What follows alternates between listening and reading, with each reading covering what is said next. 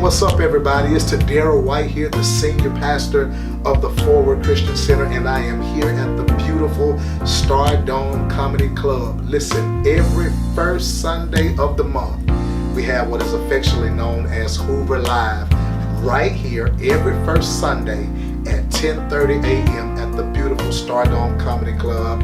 It is bananas every time we are in this place. God has really shown up in a place where they normally tell jokes. We are telling the world about Jesus and his love. I want to take you into a live service right here from the Star Dome Comedy Club where we are actually sharing a word from the Lord. You don't want to miss it. Check this out. We'll be back in just a moment. Forever and ever and ever, for all you've done.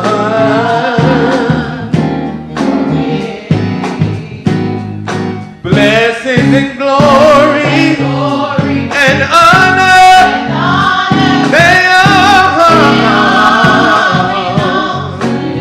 thank you, Jesus. For blessing me.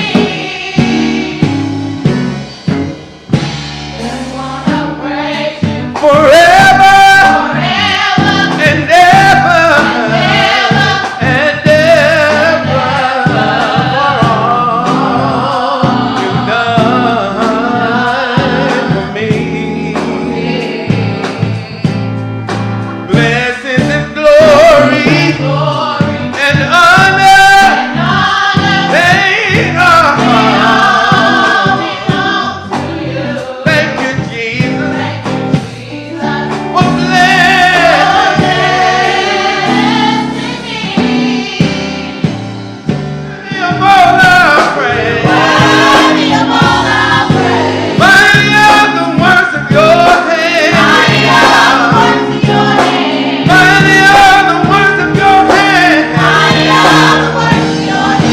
Name is above all names. Worthy of all our praise. Mighty are the works of your hands. Mighty are the works of your hands. Got a word for you in John chapter 5, verse number 8.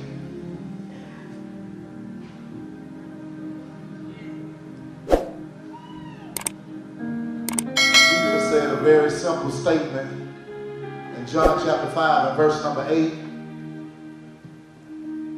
Jesus saith unto this brother that's been at this pool for 38 years, and this passage has been in my spirit for the past 5 days. He says, rise, take up your bed, and walk. I want you to look at somebody like you're tired of them being stuck and it's getting on your nerves. Look at them and tell them, today is your day to bust a move. Amen. That's what I want to tell you today. It's time to bust a move. One of the things that I've always admired about Jesus is his ability that whenever he goes to a particular place, he always serves the particular purpose for why he went to that place. The setting of the text in John 5, Jesus is at a place called the Pool of Bethesda. Whenever he goes to a particular place, he serves a particular purpose. Jesus was born in a particular place called Bethlehem. Beth means house, Lehem means bread. So if Jesus would be born in Bethlehem, truly he would have to serve the purpose for which the place was intended, and that is that if Bethlehem means house of bread, then that means that Jesus must be the bread of life. In Mark chapter 2, Jesus went to a particular place called Capernaum. And there he served a particular purpose, for Capernaum has two definitive descriptions. One suggests that it is the city of comfort. But on the other hand, it is a field of repentance. And what did Jesus do in Mark chapter 2 when he went to Capernaum? He opens the door for comfort and for repentance. For there are 4 men who take their friend who is sick of the palsy, laid out on a stretcher. Jesus is preaching in the house and the place is jam-packed. Nobody can get through the front door. So it is that they open up the roof to the house and let their friend down before Jesus. And before Jesus would heal him, he says unto him, thy sins be forgiven. Which means he gives both comfort through physical healing and he gives forgiveness by way of a field of repentance. In Luke chapter 23, Jesus went to a particular place called Calvary. Calvary literally means the skull, the place of the skull. It is called Golgotha, which literally means Goliath from Gath. For it is believed that it was in this place that after David killed Goliath, he buried his head in this mountain. And according to Genesis 3 and 15, the prophecy was that Jesus would crush the head of the serpent, and the serpent's head would bruise his heel, which is why Jesus couldn't die on Mount Sinai or Mount Nebo. He had to die on Mount Calvary because when Jesus was crucified, his feet were on top of the head of the seed of the serpent. Why? Because every place he goes, he serves the purpose for why he goes to that particular place.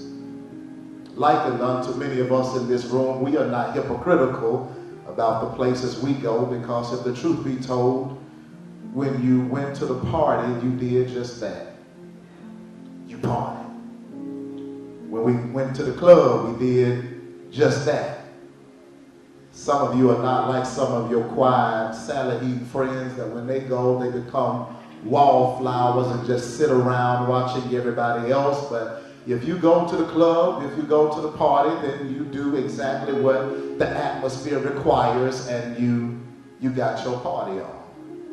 Nobody in this room, but at your cousin in church, when they went and got a room, it's quiet and it started off. They did just that. To the window, to the wall. Because they served the purpose for going to that particular place. And I will point out to you that when you serve the particular purpose of coming to church, if I were you, I wouldn't drive as far as I drove and wouldn't have gone through as much as I went through all week long just to come in church and act like somebody made me be here. But if God has brought you this far, we should enter his gates with thanksgiving. We should come into his courts with praise. We should be thankful unto him and bless his name. Why? For the Lord is good. His mercy is everlasting and his truth enduring to all generations. Every time Jesus went to a particular place, he always served a particular purpose, the intended meaning of that place. And in John chapter 5, he's at Bethesda. It might be hard to repeat it, but let the church say Bethesda. Beth, Hesed, 2 Hebrew words. Beth means house. Hesed means love or mercy. And when he gets to the pool of Bethesda, he shows mercy. Let the church say mercy. How does he show mercy?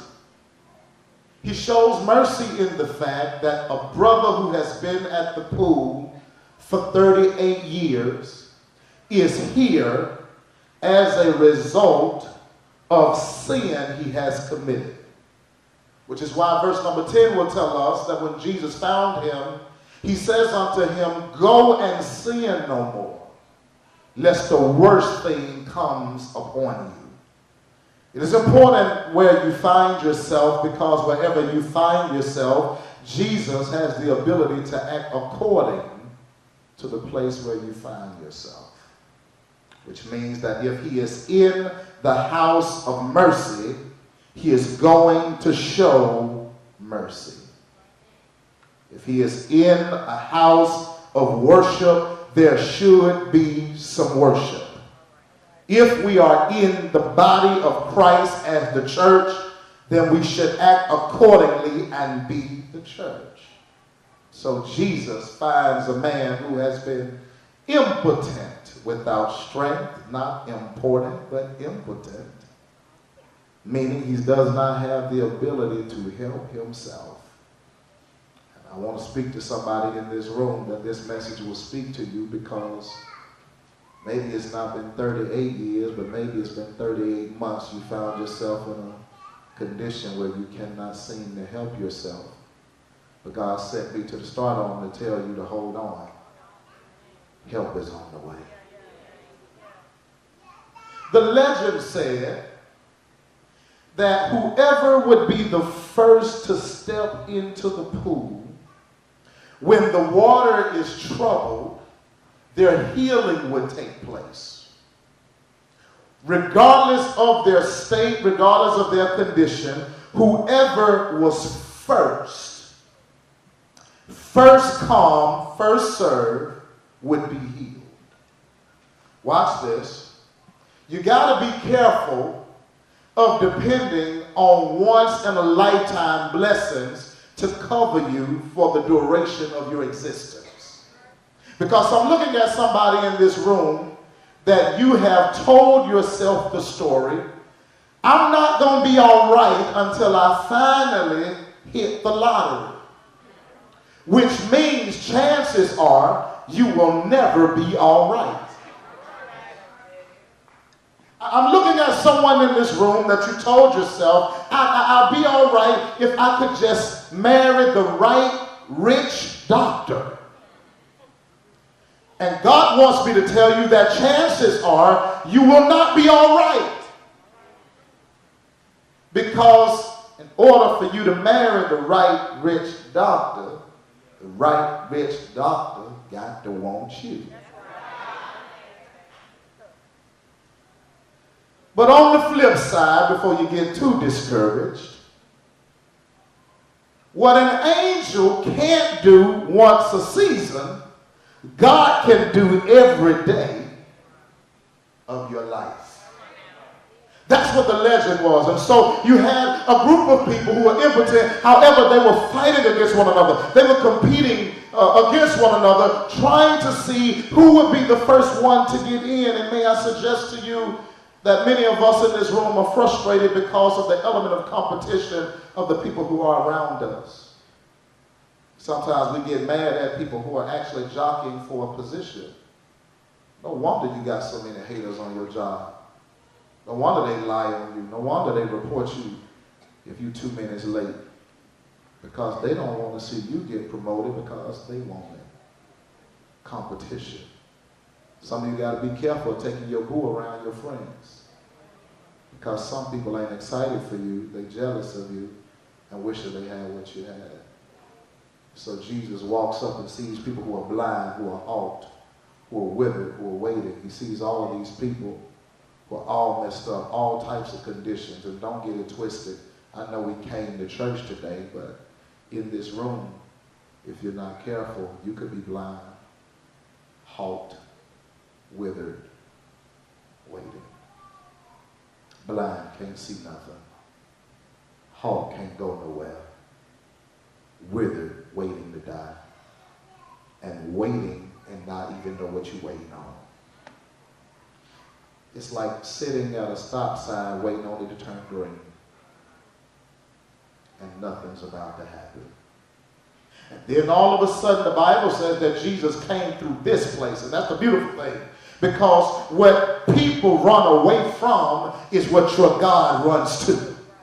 That's the reason that you're blessed today. That's the reason you're favored. That's the reason you're saved. That's the reason why you probably ain't got but one friend and two cousins left in your life, because you've been at a pool for so long and you've been impotent in your life so many times that people don't even want to be around you. But the beautiful thing about God is that what other people don't want to do, Jesus runs to. That's why I like Jesus. I don't just love Jesus, but I like Jesus because there have been times in my life where I felt so alone and like people didn't want to deal with me. They didn't want to talk to me. They didn't want to be around me. But then that same Jesus that when everybody else was gone, he stepped in and said, I'll be here.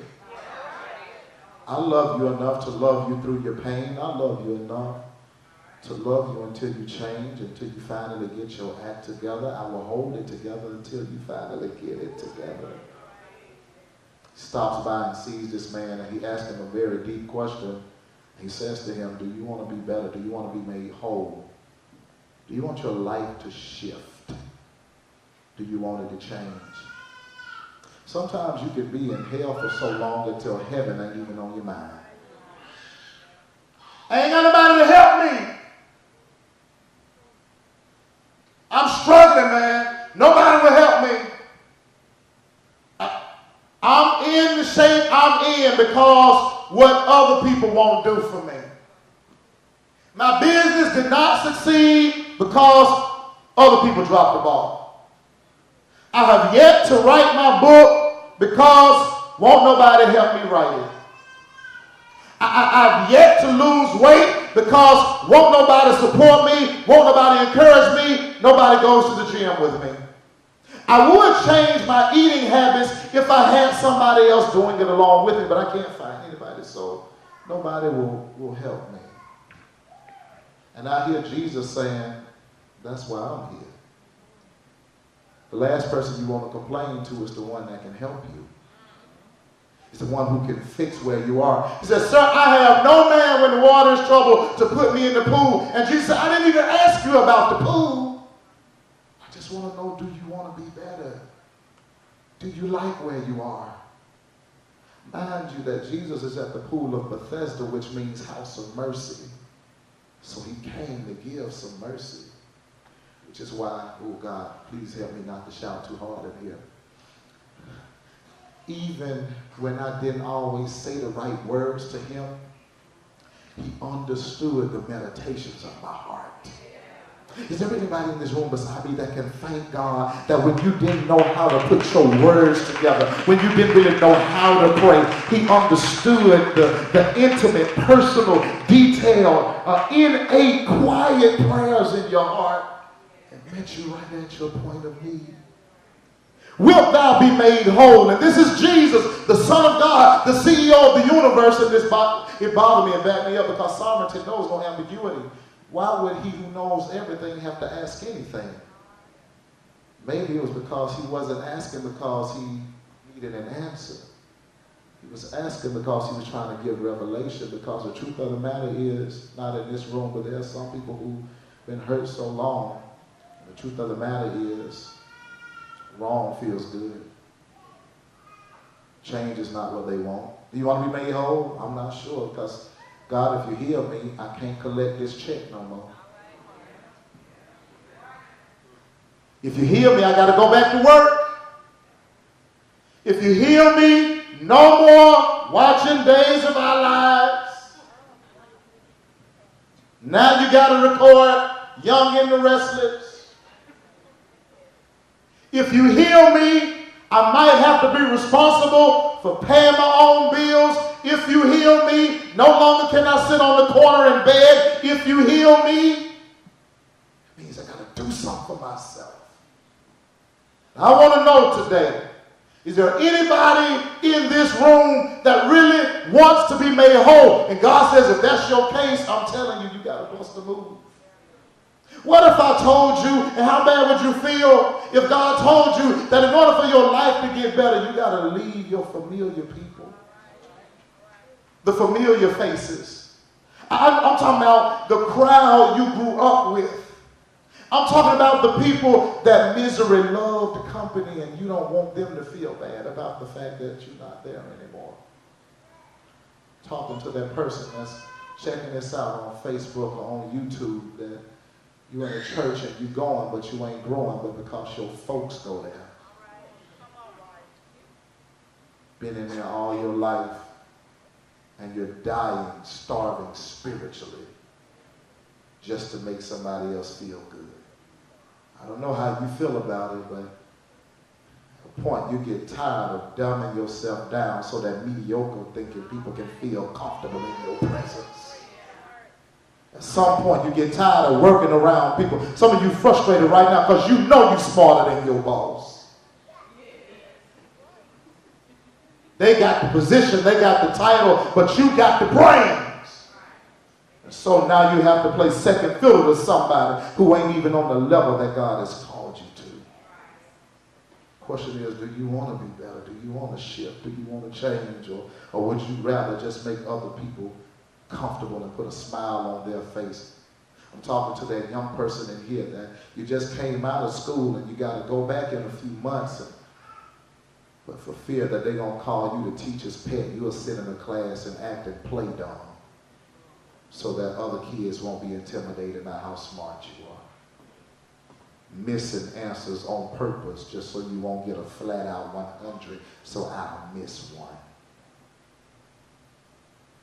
15, 16-year-old boys sitting in locker rooms lying about the fact that they're still a virgin, but in order to make somebody else feel like you're a part of the team, you lie about how many people you've been with, just so you can fit in. The question is, do you want to be better? Do you want to be whole? And if your answer is yes, please don't tell me about all the people that didn't help you, because that's the difference in God. He ain't like your ex. He ain't like all of your so-called friends. As a matter of fact, stop, hear me, Facebook, YouTube, stop judging God by church folks. God ain't like all the people up at the church. He's better than us. Stop measuring God by our areas of insufficiency. Do you want to be made whole? If the answer is yes, please don't bring me no complaining, no excuse. Do you want to be made whole? He says, I ain't got nobody. As a matter of fact, here's what he does say. Check this out. He says, while I'm coming, somebody else jumps in front of me. Oh. He said, I'm on my way to get there. But while I'm on my way, somebody see me about to get blessed, and they jump in and snatch the right from me. I'm talking about that person. I'm talking about that person. You knew that man was yours. You knew that woman was yours. And next thing you know, boom, they dated somebody else. You knew that job was yours, and boom, somebody else's name on that door. You knew it was your season, and boom, somebody else stepped in front of you. Which leads me to believe, wait a minute, I thought, and y'all I don't want to slip and fall up here. But the brother who was impotent and without strength, if this is the pool, he says, while I'm coming, if the angel came once a year, I would have just at least got to the edge and had my feet in the water. I would have got to the edge and just teeter-totter. Because what? It doesn't matter what's wrong with you. When the water is troubled, if you break your neck, it don't matter, you're going to get healed.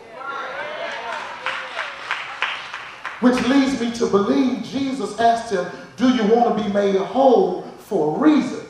Because here it is. Ooh, I hope you don't get offended by this. But if you do get offended, I just pray that you ask yourself why you're offended. When Jesus asked him, do you want to be made whole? Apparently, there was nothing about the man's disposition that looked like he wanted to get better. Jesus, the Bible says, when he saw him lie, he knew that he had been in that condition for a long time, which means he had gotten comfortable there. Comfortable. What is wrong with you? Help me understand. What is wrong with you? What is wrong with me? What is wrong with us that better don't look good to you?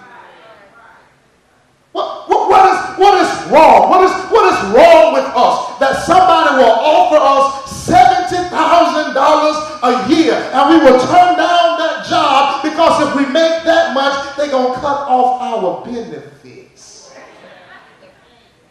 They're going to take my food stamps because then I'll be making too much. If you got 70 G's, you don't need food stamps.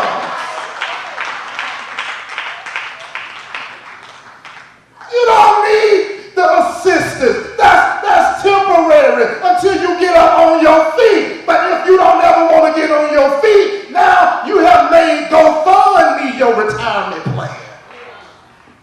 It's quiet in this Presbyterian church.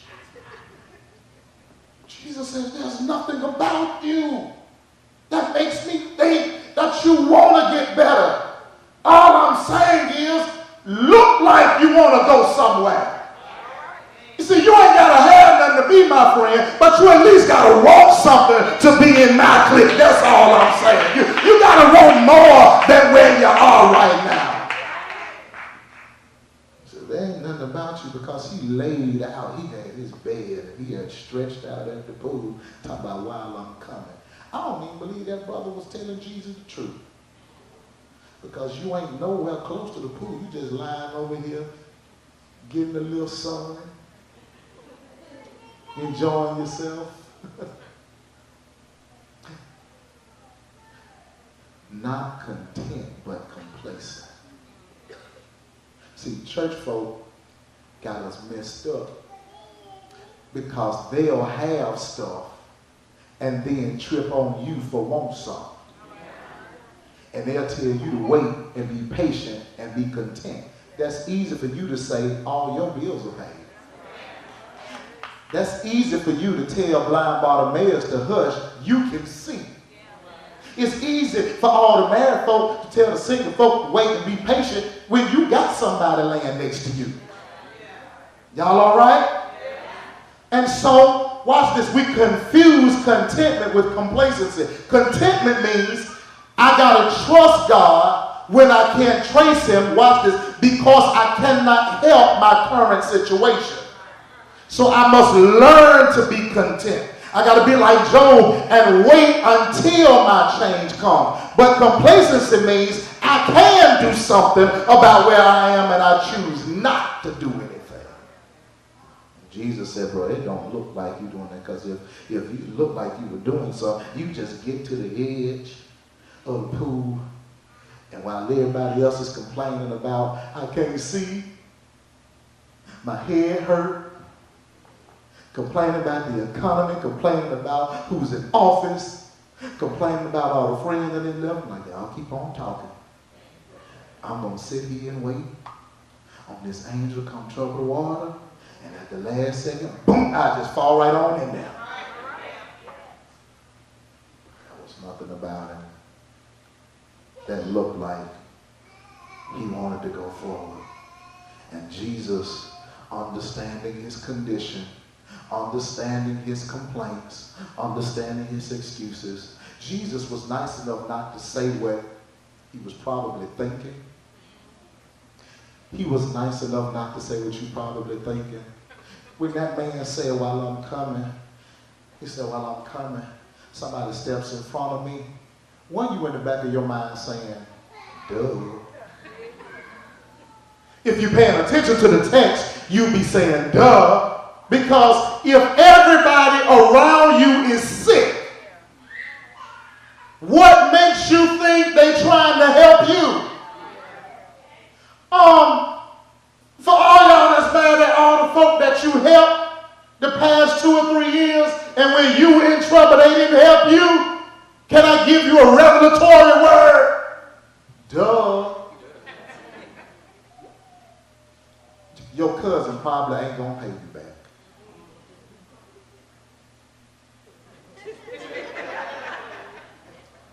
I see you sweating in the dark. They probably not gonna apologize. They're probably not going to make amends. They're probably not going to do that. Can I tell you why? Because when sick people get around other sick people, they're not focused on your healing, they're focused on theirs. Sometimes we're expecting people that are competing with us to complete us. While I'm coming, another step is in front of me. You ever been driving and you was in a rush and you trying to get over onto the freeway and people just keep going, they speed up, they see you trying to get there and they speed up, and you, y'all see I'm over here, you won't even let nobody over. Duh! You know why they won't let you over? Because just like you're in a rush, they're in a rush. Look at your neighbor and shout, duh!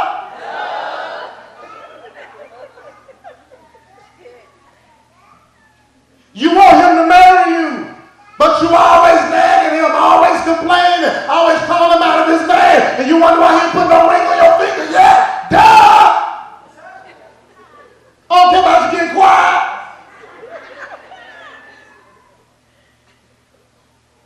You wonder why she don't treat you like a king? You talk to her like she's a peasant. Duh! Competition. On the edge and can't fall in because something tells me that if I get better, I might have to live better. Because to whom much is given, much is going to be required. But when I get little, then you don't have to expect much. If you give me more, then I might have to give more. I don't want to do that. But Jesus knew that he had been in this condition too long. He knew 38 years is a long time to be stuck in a rut. 38 years is too long, man. Your life is passing you by. You got more years behind you than you do have left in front of you. I know this ain't how you want to spend the rest of your life. And look at the mercy of God. Look at the might of God. Look at the power of God. Check this out. It shows you the power and the authority that Jesus has over any other source or resource in your life. Check this out. If anybody was going to be healed at the pool, they had to wait once a year at a certain season. But when Jesus came on the scene, here's what he said. I don't care nothing about no season. I don't know if you're bold enough to say this, and I'm going to be watching who's bold enough to say this. But look at somebody like you really mean this. Don't just say it because I say it. Say it because you feel it when I say it. If you don't feel it when I say it, then don't you say it. Look at somebody like you mean it and tell them, I ain't waiting on no season. Look at them and tell them, can I tell you why I ain't waiting on no season? Okay, they want the answer? Tell them, it's always my season.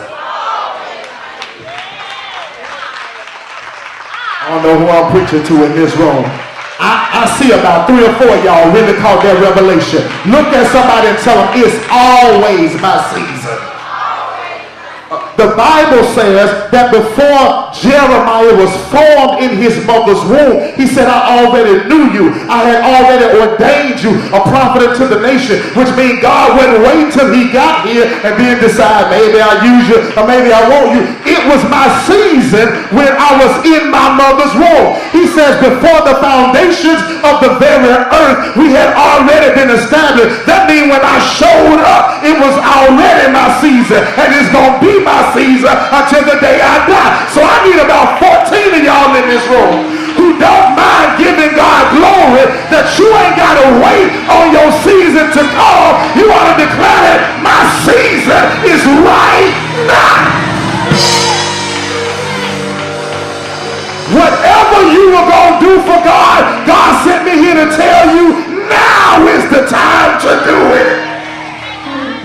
So he looked at him and said, watch this. On no uncertain terms, knew he had been in this place for a long time. Jesus looked at him.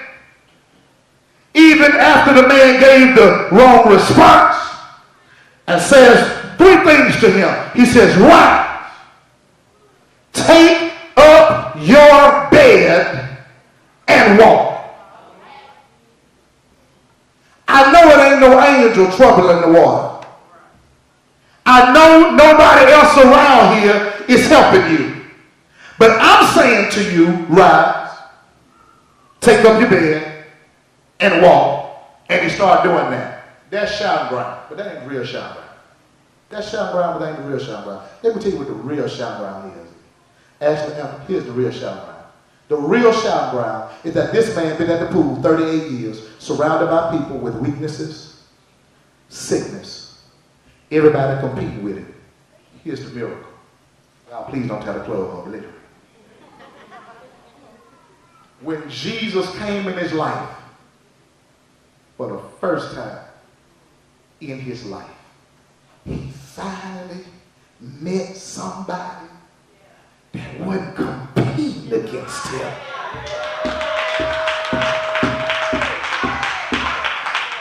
Who am I talking to in here that you want that? Because it looks like every time you turn around, you're being attacked by somebody else. It's a new face, it's a new level, it's a new devil. But he finally met somebody in his life here that didn't want nothing from him. I ain't trying to pull that from you. I ain't trying to squeeze nothing out of you. I ain't trying to expunge that. You see, because sometimes when you get to a certain level, people start looking at you as a person and they start seeing you as an opportunity. Oh God, I guess I ain't got nobody in here who feel what I'm talking about right along through there. But sometimes when God starts elevating you and taking you to another level, people don't want to be close to you for who you are as a person. They want to be close to you for your possession. They see you as an opportunity. If I need something, I can go to this person. If I want to be blessed, I can just go to them. But every now and then, God will send somebody into your life that don't want nothing from you. As a matter of fact, ain't nobody even got to know that you and them know each other. If you just want to come over here, lay down on the couch, get you a little rest for a few hours, ain't nobody even got to know that we close. Lift up your hands and shout, God, do that for me, do that for me, do that for me. I'm tired of working on a job that everybody I pass by is rolling their eyes at me. I'm tired of being in a church environment that every time I come in, people looking at me up and down, thinking that the grass is greener on the other side, and they don't even understand that if you water your own grass can be just as green in your life as it is in my life. God, deliver me from people that's always trying to compete against me. Yes, you ought to shake your neighbor by the hand and tell them, neighbor, I need that kind of miracle.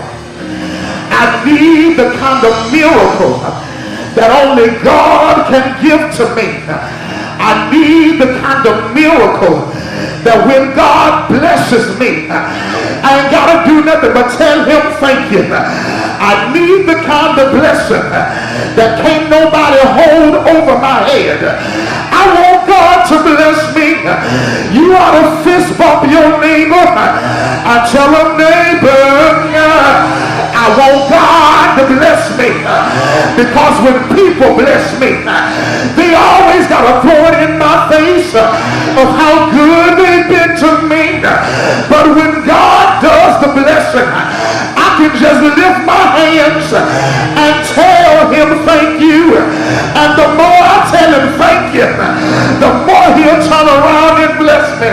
Is there anybody here that don't mind to give him praise? Because you understand, the more I praise him, the better I feel. The more I lift him up, the more he gonna lift me up. So if you ain't too mean in this room, look your neighbor straight in the face and tell them, neighbor, it's time to bust a move. You've been there too long. You've been stuck too long. You've been down too long. You've been hurt too long. I know it was rough for you. I know it was bad for you. But God told me to tell you, it's your season to bust a move. It's time for you to rise. Take up your bed and start walking with it. Oh, shucks in here. Y'all missed the text. He said it in verse number 8. The first thing he said was rise. I know that was hard for him to do because he'd been laying down for so long. He said, but do something that you never done in 38 years. He said, rise.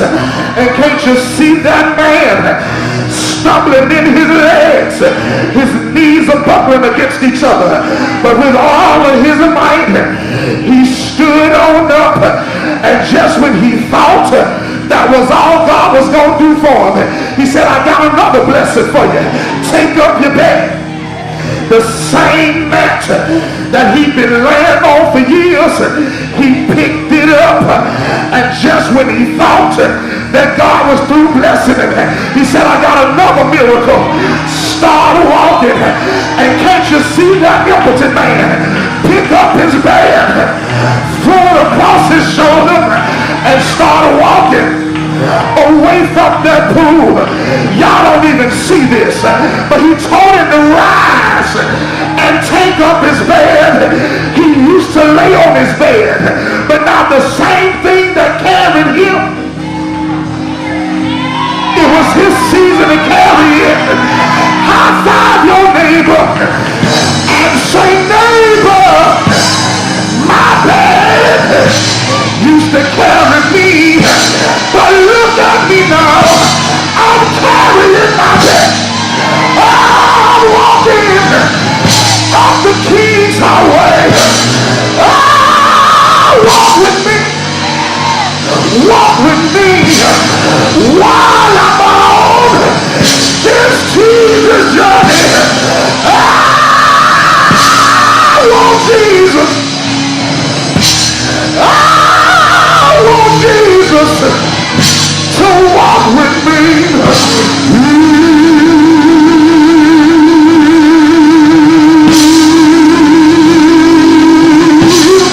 There ain't anybody here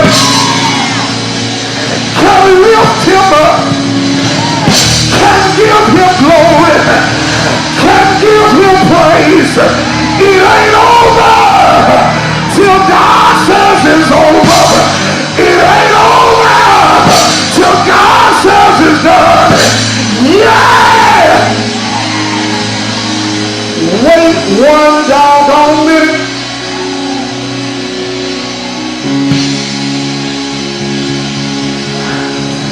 I just thought about something. He just texted me. The Holy Ghost just gave me an email.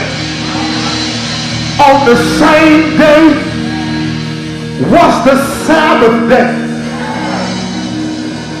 Okay, y'all don't know what that means. That means that Jesus wasn't supposed to do this. It was the wrong day for Jesus to do that. Because the Sabbath day is the day you don't work. That's the day you don't heal nobody. But look at somebody like you got an attitude and tell them that's how much he loves me. He do stuff for me that ain't supposed to be done. He blessed me with a car and I had bad credit. He gave me a house with no down payment. And he looked beyond my fault, supplied every one of my needs. I should be dead, but he kept me alive. I should have lost my mind, but he's keeping me. If God is blessing you and you know you don't deserve it, throw your head back, throw your head back, and with all your might, shout yeah!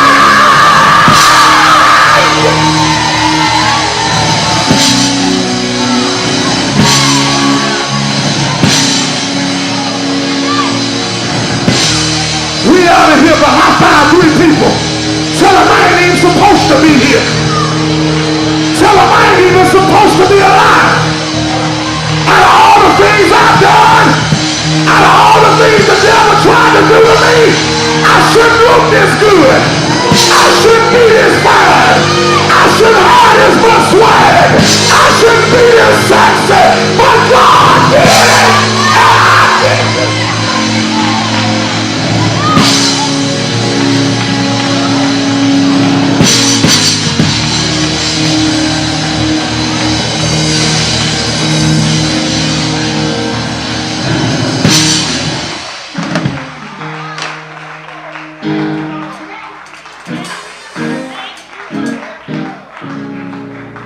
Find you one last person that look like they want to talk to you. And tell them I ain't supposed to be here. Out of all the places I went in my life, the street should have killed me. Out of all the folk that some of us been connected to, that should have killed us. Laying and playing should have killed some folks. But God gave me a Sabbath day experience. And I want to speak by faith. And this is for those of you who can receive it. I make no apologies for what God says to me. But for those of you who can receive this, God doesn't want to bless you the ordinary way.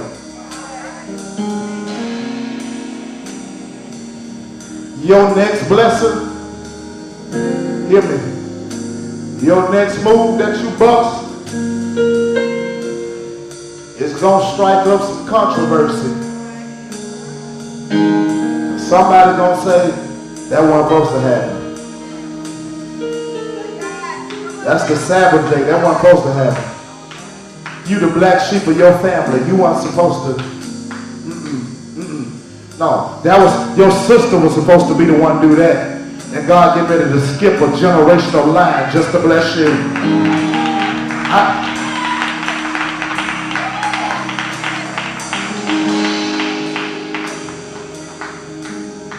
Because in the house of mercy, I wonder why. And I asked this question Wednesday, Miss Shaw, I was wondering why, if Jesus went by the pool,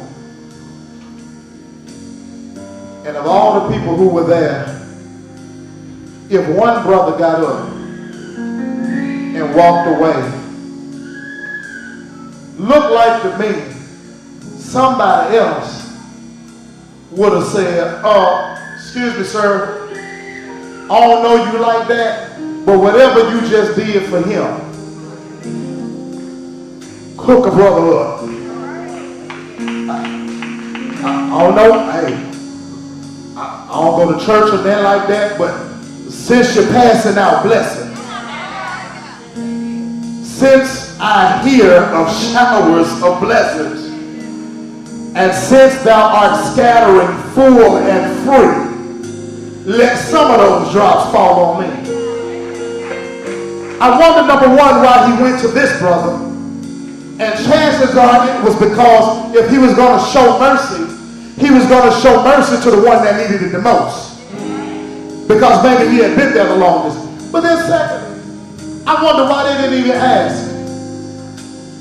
And it hit me like a ton of bricks. Thank you, Holy Spirit.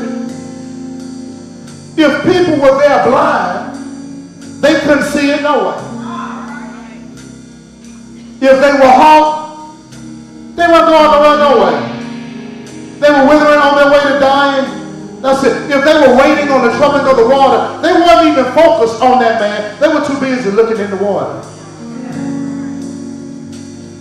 Which leads me to believe that what God did for this brother caught everybody else by surprise.